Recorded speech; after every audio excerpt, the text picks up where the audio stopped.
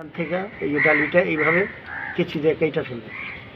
কাটার পরে ডালিটারে এখান থেকে কাটবেন। কাটলে এই যে দেখছেন ডালিটা, এই ডালির থেকে নতুন পাতা জন্মাবে। এটা 15 দিন পানি দিয়ে স্প্রে করতে হবে। স্প্রে করার পর তারপর আপনার নতুন পাতা আসবে। পাতা আসার 15 দিন পর থেকে তারপর থেকে আপনার ফুল আসবে।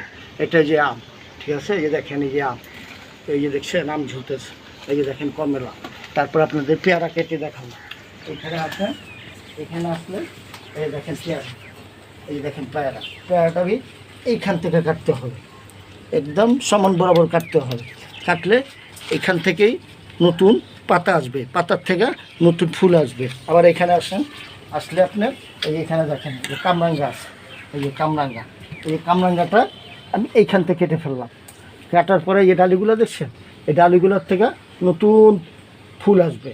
দেখেন কামরাঙ্গার ফুল আসছে, দেন আবার নতুন, এই যে দেখেন ফুল আসতেছে, এই যে নতুন ফুল আসতেছে।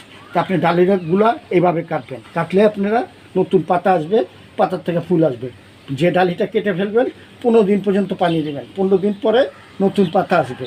ওই পাতার থেকে আবার 15-20 দিন পরে আবার ফুল আসবে, ফুল থেকে ফল আসবে। এই জিনিসগুলো আপনারা খেয়াল রাখবেন। এগুলো কলমের গাছ, কলমের গাছের নির্দিষ্ট নিয়ম আছে। এই নিয়মেই গাছগুলো কাটতে হয়। কাটলে সুন্দর সুন্দর ফল পাবেন, ফুল পাবেন।